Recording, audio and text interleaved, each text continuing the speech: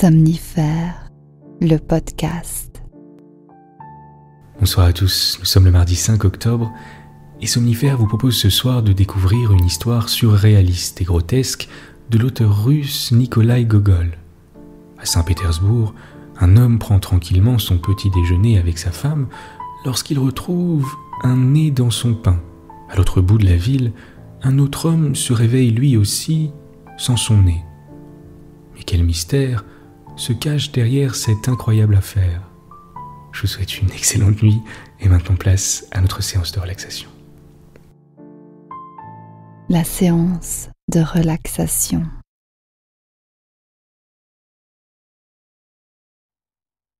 Commencez par relâcher complètement votre visage, détendez vos sourcils, déplissez votre front.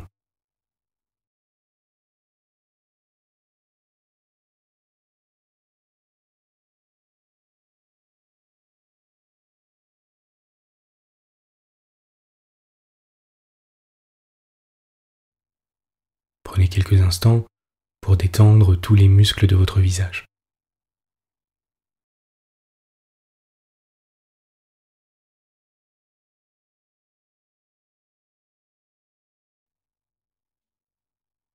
Relâchez votre nuque,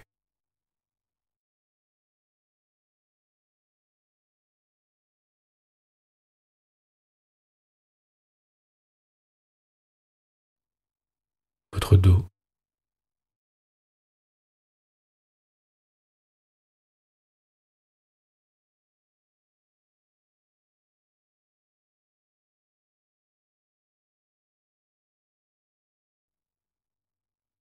ressentez les muscles de votre dos se relâcher complètement, s'abandonner sur le matelas.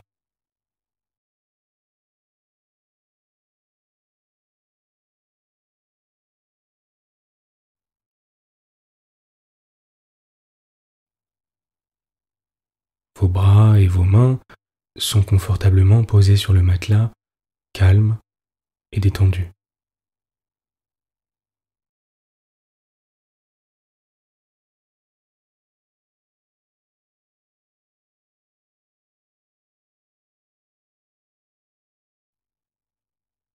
Laissez retomber vos épaules, sentez-les se relâcher de tout leur poids.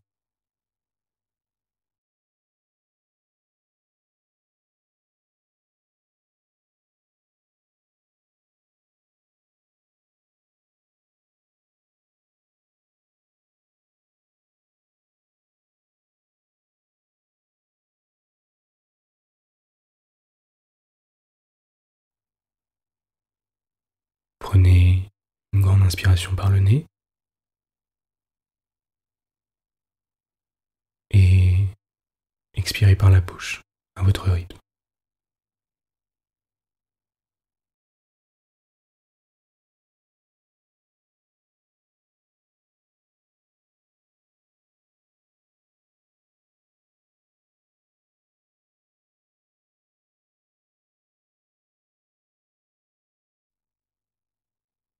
Détendez vos hanches,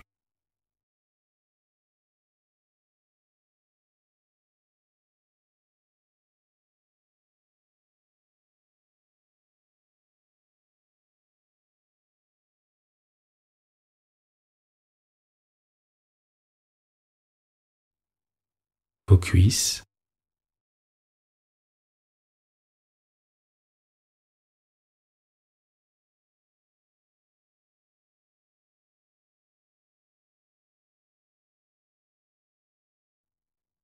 vos jambes,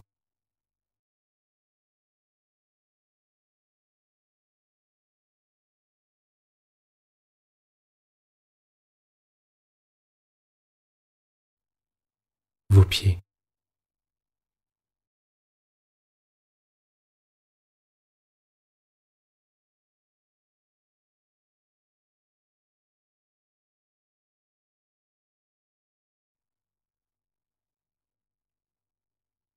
Concentrez-vous sur l'air qui entre et sort de vos poumons.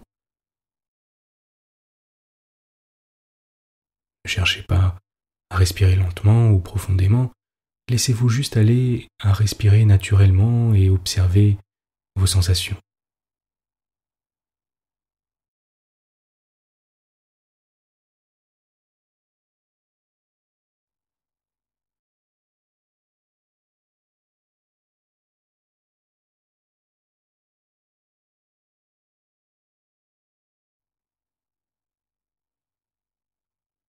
Imaginez que toute la tension accumulée au cours de la journée s'évacue par vos extrémités, par vos doigts et vos orteils alors que vous expirez.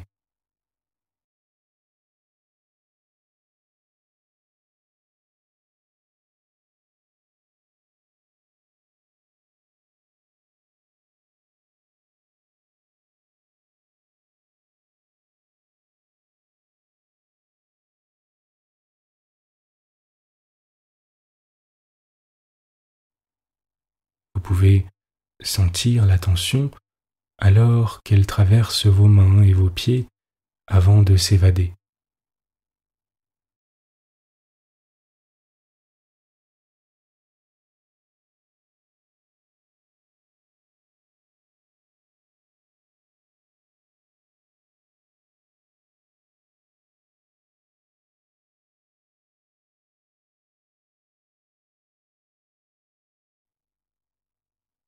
Vous vous sentez de plus en plus calme et reposé. Sentez vos paupières reposer lourdement sur vos orbites et comme il est confortable de reposer vos yeux, de leur donner un temps de répit pour la nuit, de les mettre au repos.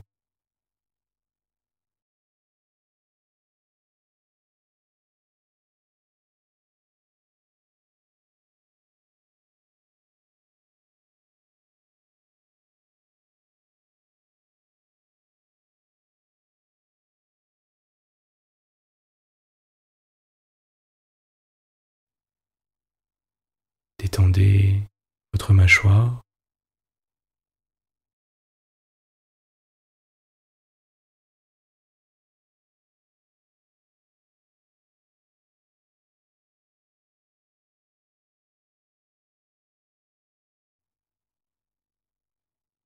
sentez comme votre visage semble plus frais que le reste de votre corps, comme cela est agréable.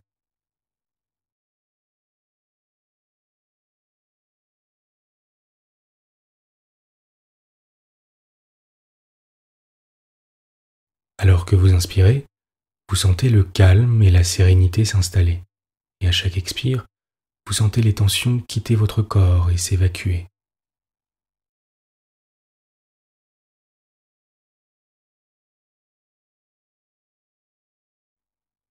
Vous vous sentez de plus en plus calme et reposé.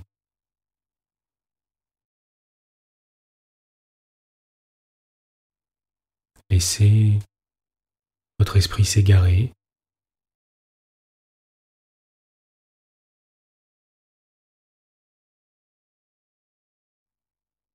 Observez les sensations de votre corps.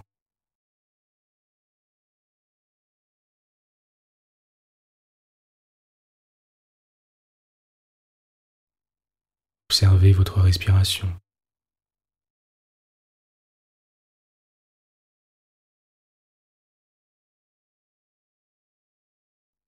Observez les appuis de votre corps contre le matelas.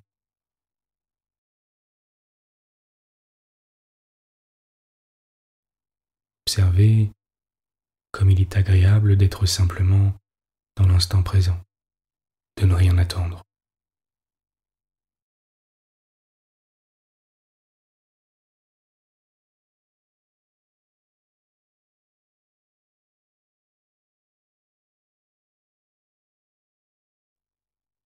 À présent, prenez un moment pour méditer, c'est-à-dire de ne vous concentrer que sur votre respiration et sur l'air qui entre et sort de vos narines.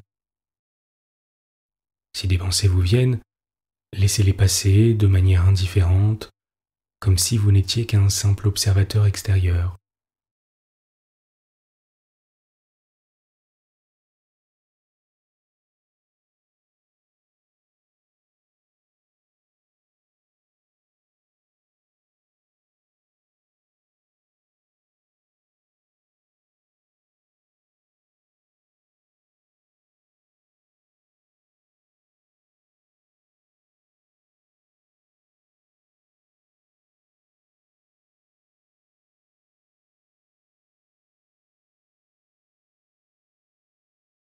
et recentrez votre attention sur votre respiration, sur la température de l'air, sur les sensations que l'air vous procure en se frottant aux parois internes de vos narines, alors qu'un bien-être vous envahit.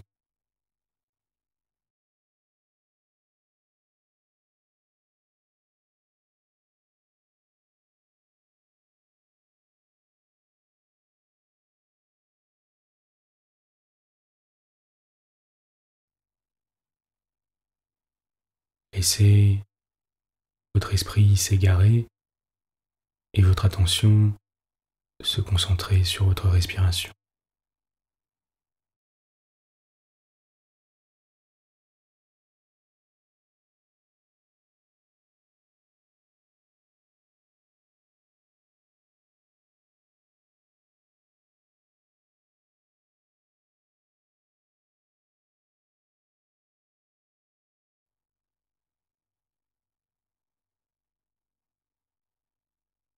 Vous êtes calme et détendu.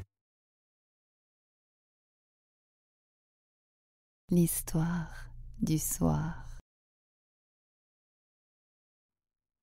Nicolas Vassilievitch Gogol, le nez. Il se passa le 25 mars à Saint-Pétersbourg un fait extraordinairement bizarre. Sur la perspective Vosnesensky demeure le coiffeur Ivan Yakovlevitch, dont le nom de famille a disparu de l'enseigne où l'on ne distingue plus rien, sauf la peinture d'un monsieur à la joue couverte de savon et l'inscription « On fait aussi les saignées ». Le coiffeur Ivan Yakovlevitch se réveilla donc d'assez bonne heure et sentit une odeur de pain chaud. S'étant soulevé légèrement sur son lit, il vit que sa femme, dame d'aspect respectable et adorant le café, retirait du poêle quelques pains cuits. Aujourd'hui, Praskovia Osipovna, je ne prendrai pas de café, dit Ivan Yakovlevitch. Je préfère, à la place, manger un pain avec un oignon. Pour dire la vérité, Ivan aurait bien voulu goûter de l'un et de l'autre, mais il savait la chose complètement impossible. Car Praskovia Osipovna n'admettait pas de tels caprices. « Mange du pain, imbécile !» pensa la femme en elle-même. « Il me restera davantage de café. » Et elle jeta un pain sur la table. Ivan Yakovlevitch passa par convenance un frac sur sa chemise et s'étant installé devant la table, prit du sel, prépara 2 têtes d'oignons, saisit un couteau et avec une mine significative se mit à couper le pain. Il le coupa en 2 moitiés, regarda le milieu et à son étonnement distingua quelque chose de blanchâtre. Ivan Yakovlevitch gratta soigneusement avec son couteau et tâta du doigt. « C'est ferme, » se dit-il en lui-même. « Qu'est-ce que c'est que cela ?» Il fourra ses doigts et retira un nez. Ivan Yakovlevitch laissa tomber ses bras, puis le nez. Il commença à se frotter les yeux et retâta du doigt. C'était bien un nez, un véritable nez, et encore lui sembla-t-il un nez ayant une tournure connue. La frayeur se peignit sur le visage d'Ivan. Mais cette frayeur n'était rien auprès de l'indignation qui saisit son épouse. « Où as-tu coupé ce nez, animal ?» se mit-elle à crier avec colère. « Fripon, ivrogne, je te dénoncerai moi-même à la police. Quel brigand! Voilà déjà 3 messieurs qui m'ont dit que lorsque tu rases, tu tires tellement sur les nez que tu les arraches presque. » Mais Ivan Yakovlevitch n'était plus ni mort ni vivant, car il venait de reconnaître que ce nez n'était autre que celui de l'assesseur de collège Kovalev, qu'il rasait le mercredi et le dimanche.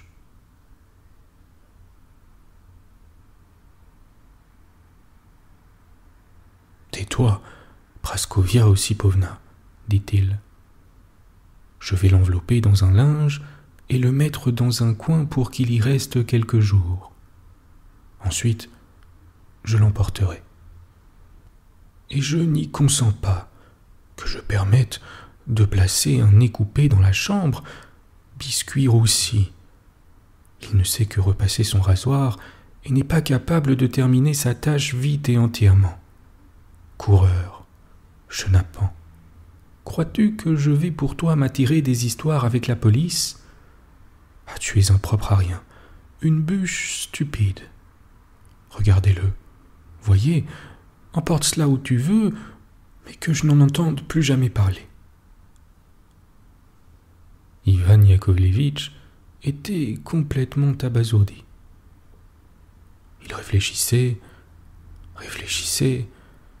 et ne savait à quoi réfléchir.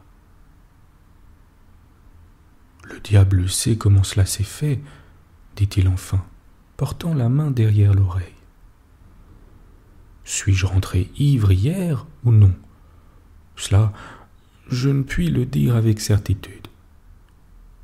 Mais selon toutes les apparences, voilà une affaire qui me semble extraordinaire, car le pain, c'est quelque chose qui se cuit, tandis qu'un nez, jamais de la vie. Je n'y comprends rien. » Ivan Yakovlevitch se tut. L'idée que les agents de police allaient découvrir ce nez chez lui et l'en rendre responsable le plongea dans une prostration complète. Il lui semblait déjà voir le collet rouge et les gamans brodés d'argent, l'épée, et il trembla de tout son corps. Enfin, il mit la main sur sa culotte et ses bottes, entortilla le nez dans un linge et sortit dans la rue. Il avait le dessein de déposer ce nez n'importe où, près d'une borne, sous une porte, ou de le laisser tomber quelque part à l'improviste et de tourner dans une autre rue. Mais par malheur, il lui tomba sur le dos quelqu'un de connaissance qui se mit aussitôt à le questionner. « Où vas-tu ? Qui vas-tu raser de si bonne heure ?» De telle sorte qu'Ivan Yakovlevitch ne put trouver d'abord une seule minute. 2 fois ensuite, il réussit à laisser tomber le nez. Mais un agent lui fit signe de loin de sa hallebarde et lui cria « Ramasse, tu as laissé glisser quelque chose. » Et Ivan Yakovlevitch fut obligé de ramasser le nez et de le serrer dans sa poche. Le désespoir le saisit d'autant plus que la foule augmentait sans cesse dans la rue, à mesure que s'ouvraient les magasins et les boutiques. Il se décida à gagner le pont de Sakiev. Peut-être là trouverait-il moyen de jeter le nez dans la Neva. Et tout doucement, il jeta le linge avec le nez. Il lui sembla qu'on lui enlevait d'un coup un gros poids de dessus le corps. Et même, il sourit. Au lieu d'aller ensuite raser des barbes de fonctionnaires, il entra dans un établissement ayant sur l'enseigne « aliments et thé » et demanda un verre de punch. Il aperçut soudain, au bout du pont, le commissaire de police du quartier, homme à la tournure distinguée, aux favoris rouges, portant le chapeau à 3 cornes et l'épée. Ivan Yakovlevitch fut glacé d'effroi. Cependant, le commissaire lui fit signe de la main et lui dit « Approche donc ici, mon cher. » Ivan Yakovlevitch, connaissant les convenances, enleva de loin sa casquette et s'étant approché promptement, dit « Je souhaite le bonjour à votre noblesse. Dis-moi, qu'as-tu fait là-bas sur le pont ? Ma foi, fois, monsieur, j'allais raser des clients et je regardais seulement si la rivière coule vite. » »« Tu mens, tu mens. Tu n'en seras pas quitte ainsi. Veux-tu répondre ? » »« Je suis prêt à raser votre grâce 2 fois par semaine, et même 3 sans faute, » répondit Ivan Yakovlevitch. « Non, ami, cela, c'est des bêtises. 3 barbiers me rasent déjà, et encore s'en considèrent comme très honorés. Mais je te prie de me dire ce que tu as fait là-bas. » Ivan Yakovlevitch pâlit. Mais l'histoire se couvre ici d'un nuage opaque, et de ce qui arriva ensuite, on n'en sait plus absolument rien. L'assesseur de collège Kovalev se réveilla assez tôt et fit un bruit avec ses lèvres, comme il faisait chaque fois qu'il se réveillait, sans avoir jamais pu dire pourquoi. Il se détira et ordonna de lui apporter un petit miroir qui se trouvait sur sa table. Il voulait examiner un bouton qui, la veille au soir, lui était poussé sur le nez. Mais à sa très grande surprise, il vit qu'à la place de son nez, il n'y avait plus qu'un endroit absolument uni. Effrayé, Kovalev se fit apporter de l'eau et se frotta les yeux avec l'essuie-main. Réellement, il n'y avait plus de nez. Il se mit à tâter avec la main, se pinça afin de savoir s'il ne dormait pas. Mais lui sembla-t-il, il était bien éveillé. L'assesseur de collège Kovalev sauta de son lit, se secoua, toujours pas de nez. Il ordonna qu'on lui donnât sur le champ ses habits et courut chez le grand maître de la police. Par malheur, aucun cocher ne se montrait dans la rue. Il fut donc obligé d'aller à pied, enveloppé dans son manteau et le visage couvert d'un mouchoir, comme quelqu'un qui saigne du nez. Mais peut-être n'est-ce qu'une illusion. Il est impossible que mon nez soit ainsi tombé tout bêtement, pensa-t-il. Et il se dirigea vers une confiserie afin de se regarder dans la glace. Personne, heureusement, ne s'y trouvait. Des gamins balayaient la pièce et rangeaient les chaises. Quelques-uns, les yeux encore endormis, portaient des gâteaux chauds dans des paniers. Sur les tables et les chaises traînaient les journaux de la veille, tachés de café. « Allons, grâce à Dieu, il n'y a personne, dit-il. Je puis à présent m'examiner. » Il alla timidement vers la glace et regarda. « Le diable seul sait quelle est cette horreur, » s'écria-t-il après avoir craché. « Si encore il y avait quelque chose à la place du nez, mais rien. » Ayant mordu ses lèvres de dépit, il sortit de la confiserie et, contre son habitude, il résolut de ne regarder personne et de n'adresser aucun sourire.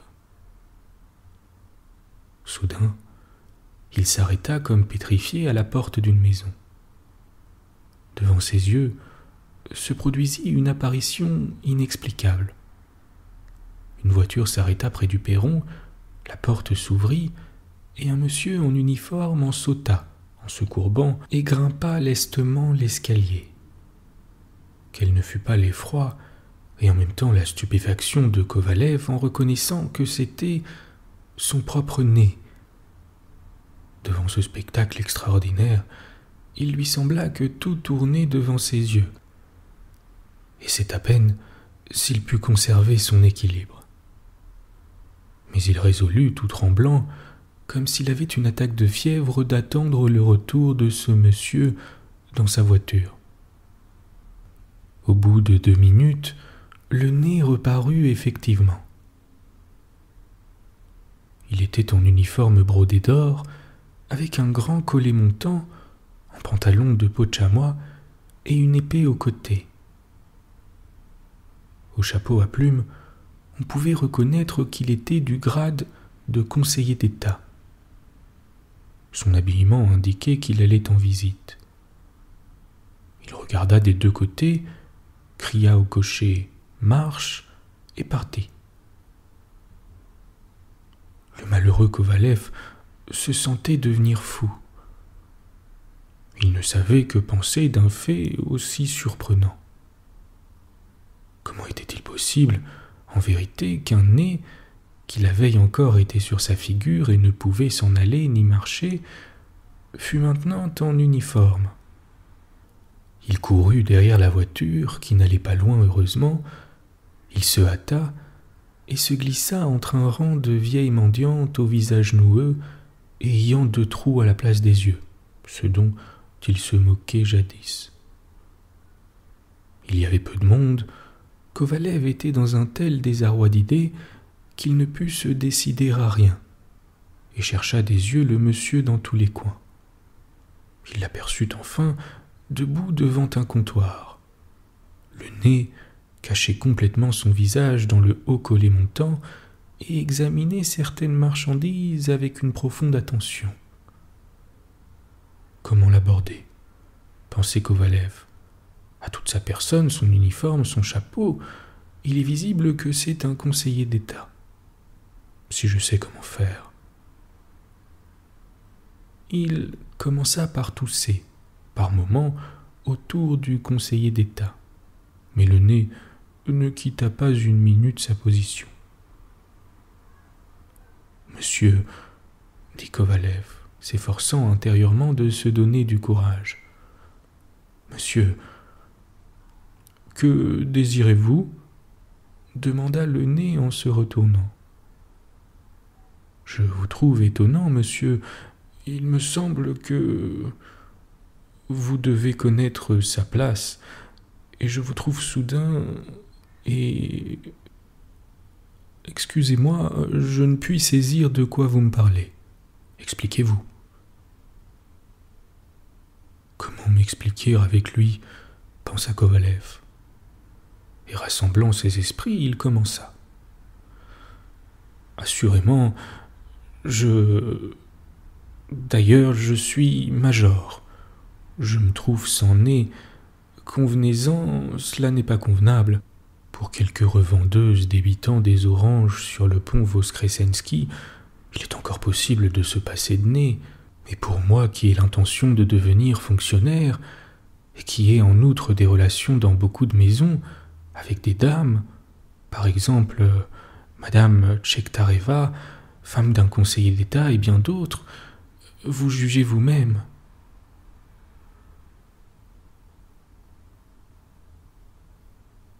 Je ne comprends absolument rien, répondit le nez.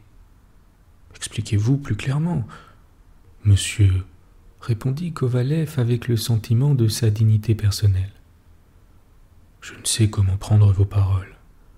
Ici, toute l'affaire, à ce qu'il me semble, est bien évidente. Où voulez-vous... Car bref, vous avez mon propre nez. Le nez regarda le major, et ses sourcils se froncèrent quelque peu. Vous vous trompez, monsieur, c'est bien le mien. D'ailleurs, il ne peut y avoir aucun rapport étroit entre nous. Si j'en juge au bouton de votre uniforme subalterne, vous devez être employé d'un autre service. Et après ces paroles, le nez se détourna. Kovalev était complètement troublé, ne sachant que faire ni même que penser. À ce moment, un agréable bruissement de robe se fit entendre. Une dame âgée, tout ornée de dentelle, s'approcha ayant auprès d'elle une jeune personne mince, dont la robe blanche dessinait très élégamment la taille harmonieuse, et coiffée d'un chapeau jaune clair, léger comme une pâtisserie. Kovalev s'approcha un peu, rectifia le col de batiste de la chemise, arrangea ses petits cachets pendus à une chaîne d'or, et souriant de côté, tourna son attention sur la jeune dame élancée qui se penchait légèrement, telle une fleur printanière, et portait à sa bouche une petite main blanche aux doigts presque transparents. Le sourire esquissé sur la figure de Kovalev s'épanouit davantage quand il aperçut sous le chapeau un menton rond d'une blancheur éclatante et une portion de joue ayant le teint d'une première rose de printemps. Mais Kovalev bondit soudain en arrière comme s'il se fût brûlé. Il venait de se rappeler qu'il n'avait absolument rien à la place de son nez, et des larmes coulèrent de ses yeux. Telle est l'histoire qui s'est passée dans la capitale du nord de notre vaste empire. Comment le nez se trouva-t-il dans un pain cuit, et comment Ivan Yakovlevitch lui-même... Non, je ne puis pas du tout comprendre cela, véritablement je ne comprends pas. Mais ce qui est plus étonnant encore, plus incompréhensible, c'est que des auteurs puissent choisir de pareils sujets. Je l'avoue, cela aussi est tout à fait inconcevable. Et véritablement... Non, je n'y comprends rien. D'abord, il n'y a là certainement aucun profit pour la patrie. Et ensuite, il n'y a profit pour rien. Et pourtant, dans tout cela, peut-être au fond peut-on admettre une chose, et puis une seconde, et puis une troisième, et encore... Car, enfin, où ne trouve-t-il pas des invraisemblances? Et quand on réfléchit à tout cela, sûrement il y a là quelque chose, on a beau dire, de semblables faits se produisent dans le monde. Rarement, mais il s'en produit. Bonne nuit. Bonne nuit.